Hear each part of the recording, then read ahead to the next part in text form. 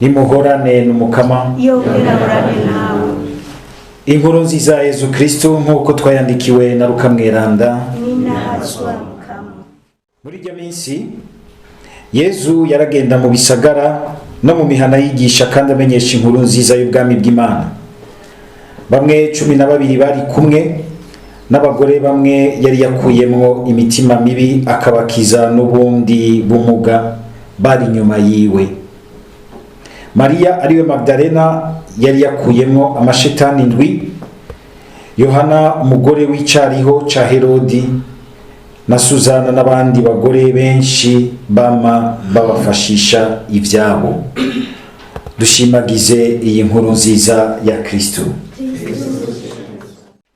Mwibaruwa ry'umutumwa Paulo yandikiye abakorenti, iri baruwa rya mbere tumaze igihe twakira mu ijambo ry'Imana. Uyu munsi Paulo turumva ariko aragerageza gufasha abanyikorenti gutahura ikibazo gikomeye cyane, ikibazo kijanye n'izuka ry'abapfuye. Ni ikibazo kitari gusa mu banyikorenti, ni ikibazo cyamaho mu buzima bwa zina muntu wese, kuko ntawoshima gupfa ngo bihere aherengetere bibe bihagaze byose. Ariko nuko kandi usanga mu mico yose no mu bantu bose nta na bamwe ushobora gusanga bafise inyishu ya nyuma kuri ico kibazo. Umuntu umwe musa yashoboye gutanga inyishu kuri ico kibazo ni Yezu Kristo, kuko yapfuye hanyuma akazuka. Harimo ibintu bibiri bikomeye cyane, no kuvuga yuko ugupfa kwa Yezu yaratweretse yuko inzira yacu twese ducamwo tugapfa mu mubiri wacu, yuko atari inzira umenga Imana yaratereranye umuntu. Ubasha bw'Imana bwayitumye yigira umuntu muri Yezu Kristo, bugatuma Yezu Kristo azuka, akagaragaza yuko aho hantu umenga hari akaburungu kanyuma kazimya byose mu muntu, ko ahaciye inzira yuko umuntu ashobora kubandanya ubuzima kandi akabubandanya mu buninahazwa, mu kanyamuneza kamaho ko kwibanira n'Imana, ko kubona amaso mu yandi Mana, ko guhaga rero no kuzura ubuzima nyabwo. Paulo ariko aravuga, mwumvise ingene avuga agerageza kutwereka yuko n'ubundi igihambaye duhagaze ko cyose c'ubucuti bwacu n'Imana ko ari uko gupfa no kuzuka kwa Yezu Kristo. Birahambaye kubera yuko iyo mbere twambaje Yezu Kristo nk'uwapfuye akazuka, biragaragara nk'ububasha bw'Imana,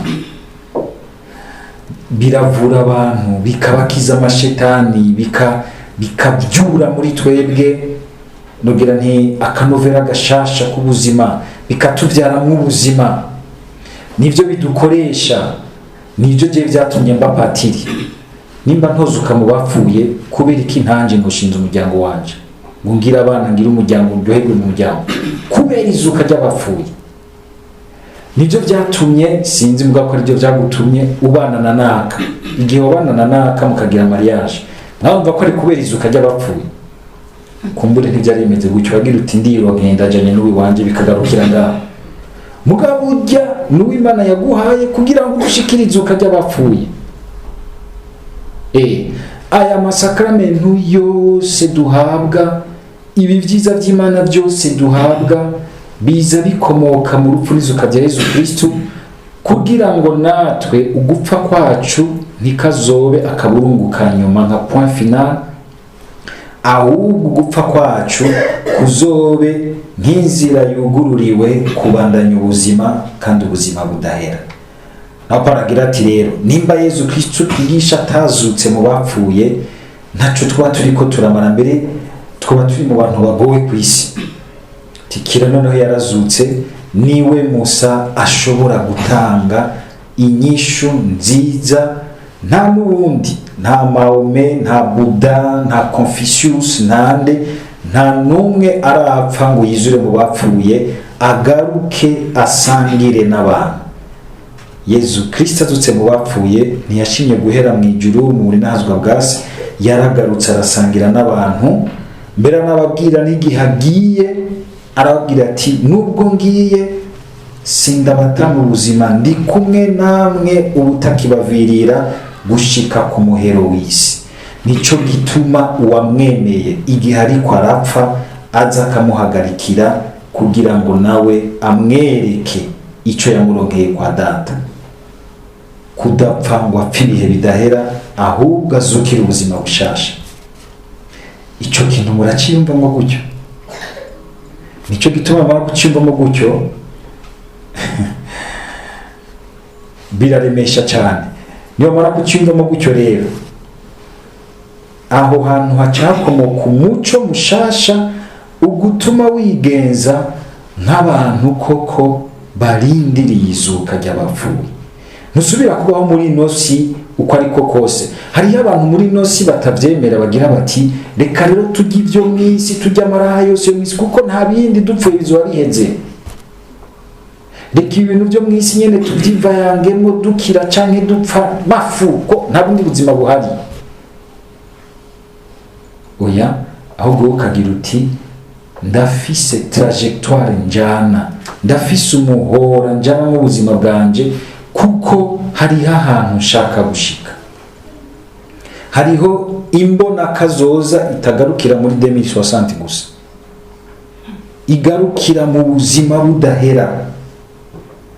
Nico gituma amavision yose twiha, intambuko zose duha ubuzima bwacu, tugira tuti ejo nzobiki, mu mwanya nza kuba ndi muri iki, ejo nzobiki, eriya nzobiki, mu mwaka uri imbere, mu myaka 5, mu myaka 10, mu myaka, ugategerezwa kuduga gushika hariya. Iyi myaka ngenda ndapanga no kugira ngo nze nshike kuri ryahangiro rya nyuma, destination finale. Ukaba utabigira gutyo, hariho ahantu usanga rero ubuzima buca buzimira, bugata intumbero. Ariko kugiza amahirwe yo guhura n'iri jambo uyu munsi, gaheze ukagira uti sanze hariho ibintu ntagiye ndatumbereza muri ya ntumbero yo gushika hariya. Ico kintu kirahambaye. Kugira ngo ntituzimire, turategerezwa kwama tumurikisha iby'ubuzima bwacu, ibyifuzo byacu no gushaka kwacu, imigambi yacu nako iryo zuka mu bapfuye, ubwo buhirwe budahera kumwe na Yezu Kristo. Ni inyishu nziza ku kibazo cy'umuntu, kuko umuntu aripfuza kuziga mu buzima. Murabona ingene tugwana twese tugomba kuziga mu buzima. Cyane cyane abakiri bato ntabyo bumva, bariko barakura nibo bavyumva cyane. Ubuzima bwamaze gushika hariya kuri peak bugatangura kumanuka, ubona gwana kugira ngo azigame. Mbere no ku mishahara yanyu mukazigamira kazoza kugira ngo urupfu mubwigize inyuma gatonya, sivyo none? Ukabona ingene n'utangiye kumera umushatsi wera aguma ukuramo, cyangwa asiga ibintu ngume numva ko muri psychology yuko nkiriho bikimeze neza, kaguma yisiga kugira ngo akabiri kagume kameze neza. Murabona n'abagabo uyu munsi bisiga. Mugabo ivyo haragera igihe byose bigahera. Ibyo nariko ndakurikira ikiganiro ahantu kivuga ibintu vya menopause ku bakenyezi. Mbwira pati ibyo biganiro bishaka mwiki. Singe nagikuye ko ahantu muri documentaire ndagikurikira, ndumva ingene umukenyezi amaze gushika muri ico kiringo hari ibintu bigenda biratakara cyane kandi bikarindimuka mu mwanya muto. Kuko ndabikora ko n'ubuzima bw'abantu, niko dukorera ubuzima bw'abantu, hari ibintu bimwe mutagiza kumenya. Bashaka guhura n'umukenyezi ari muri ivyo bihe, ugasanga ko ninjiri yavuze abakenyezi no munsi ngo bafashisha hezi ivyabo. Bashaka guhura n'umukenyezi muri iyo mwanya, ugasanga arafise ikintu cy'agashavu kanyaruka ntumenye ico kavako, ugasanga nawe uciye ufatwa mu ishavu, mugasanga hari ibintu biriko biramuhindukana nawe nyene adatahura muri we. Abagabo mufise abakenyezi bari muri ivyo biringo, muze muri hangana gose. Ni inkuru nziza kuko ubuzima bwacu Yezu yarabutwaye muri we. Nico gituma dutegerezwa kubwiyumvira, tukabutunganya, twibuka yuko Imana yarabujemo kubwitwararika kubugira ko keya nziza ibutuma buzigama intumbero y'ubuzima budahera, kugira ngo nawe niwashika aho hantu uze umenye uti ndashitse mu kiringo kitoroshe, ahubwo nkeneye kubaza Imana ingene inzoga itwara muri jewe. Ukimwe aragira ati mbe no kibamwo gute? Twese ukabona yuko ubuzima bugenda burahereza ikindi kiringo, kandi uko buhereza ikindi kiringo hari ahantu bushika bugatangura kumera nk'uburiko burasubira iyo bwavuye, bukamanuka. Ivyo murazi neza yuko hari abo bitera ubwoba, gasanga hari abo bitera ubwoba bakemvanta ibishoboka byose kugira ngo agwana buzigama, mugabo bagasanga ahubwo yinjije n'ibintu bibwica busumvye. Dusaba Umukama kugira ngo adukize ubwoba bw'ubuzima, kuko yaratwemereye ubuzima budahera. Ntihagire ibintu usanga twisutsemo kubera ubwoba bw'ubuzima. Mu rupfu n'izuka bya Yezu Kristo niho hari umwizero utuma ku mukristo ata kintu na kimwe comutera ubwoba, vyose akabihereza Imana, kandi agashobora guhangara n'ivyo vyose umenga bigomba kumugabanya mu buzima, yumva ko ariko abisangira n'umufitiye mu minwe ubuzima budahera. Mu gusozera mu nkuru nziza turumvise ingene Luka atwereka uruhara rw'abakenyezi bamwe bamwe bahambaye bari hafi ya Yezu. Nagomba dutangariremwo ingene Yezu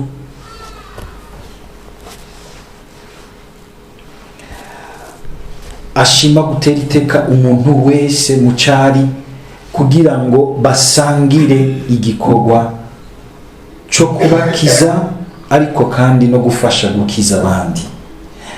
Yezu Kristo yari Imana, yari gushobora kuza afise vyose, mugabo hariho ibintu yiyimye, mu kuvyiyima akarondera kugira ngo nawe uronke ikibanza muri iryo teka ryo gukorera Data, gukorera ubukiriro bw'abantu. Aba bakenyezi batari bake nabo twumvise bose mbere nabakiriye ubwa mbere ijambo ryiwe. Bamaze kwakira ijambo ryiwe rikabakiza, bakumva ko bafise rero wa mwenda twamye tuzirikana ejo bundi hahise, wuko ubu bafise umwenda wo kumva ko dutegerezwa kubaho by'ukuri dukorera natwe iyo nkuru nziza yadukuye habi, ikazana akanyamuneza k'Imana mu buzima bwacu. Bagaheza bagakurikira Yezu Kristo, bakamukorera, barimwo uyu cane cane Mariya Madalena. Bikanatangaza n'ingene Yezu akizuka mu bapfuye. Inkuru nziza ya mbere izuka ryiwe ntayizana ya mbere babaga bamwe yatora bamanana, ayizanira aba bakenyezi. Nuko akunda igitsina gore gusumbya igitsina gabo ka si ivyo, mugabo Yezu umwe wese aramufitiye umugambi. Harabibaza ico kibazo bagaca bagira bati Yezu iremana arazi ko abagore bavuga cyane, yashaka kwizuka ryiwe rimenyekana, nicyo gituma banje kuri abagore. Abagabo bari gutumwanya babiyumvira, babazibora, baharira, umugore umuhaye ni fier, biba bikwiye agahinga. Si ivyo, mugabo na cane kuba tugire Kristo.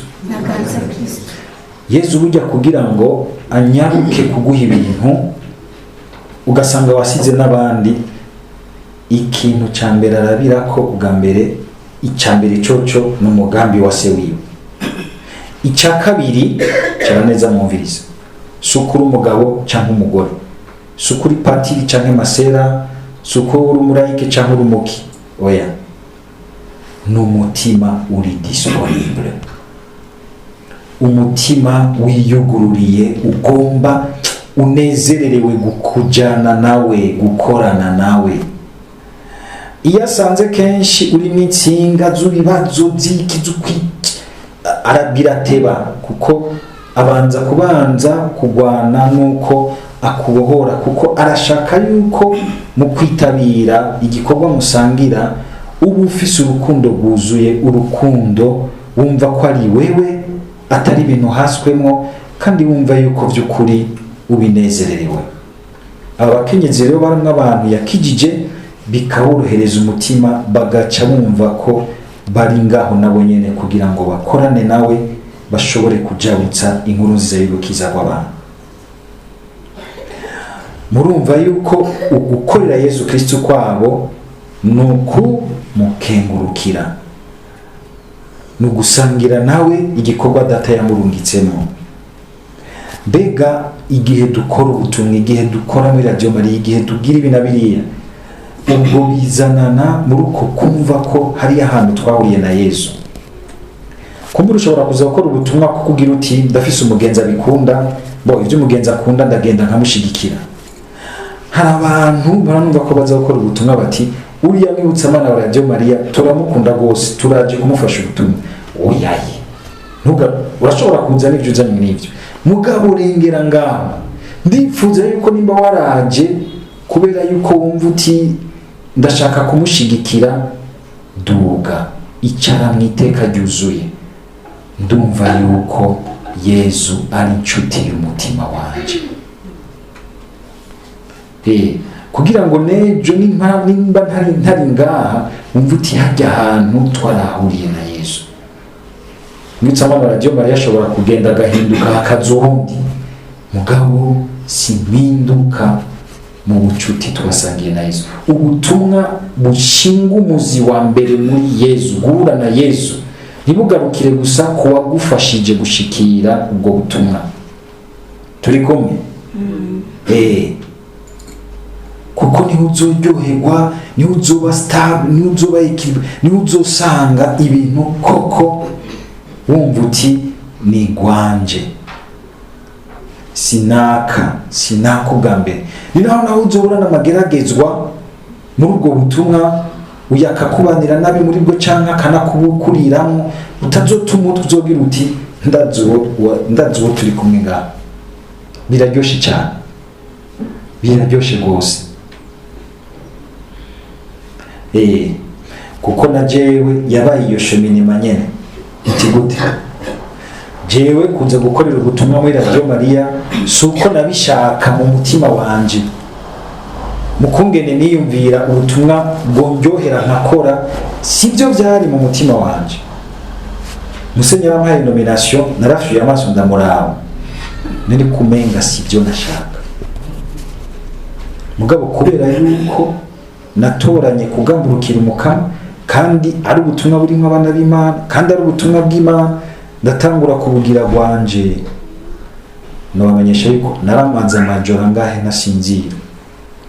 Aho hose umukama ariko arangira ati va kuvyi wawe injira hariya hantu, ndashaka yuko tuhahurira mu bundi butumwa bushasha. Bene uyo mwanya urakenerwa. Maze kubugira gwanje ibintu byinshi bica biruguruka, nivyo ntarinzi ntabyiyigisha kubera iyo motivation. Kuko sinari nigiye gukorera mu radio jewe, kuko nabigize gwanje, kuko nanje numvise nti umukama ndindiriye hajya, kandi arashaka ko ndamuha nanje kucondi nico mfise ngo abandanye agirira neza abandi.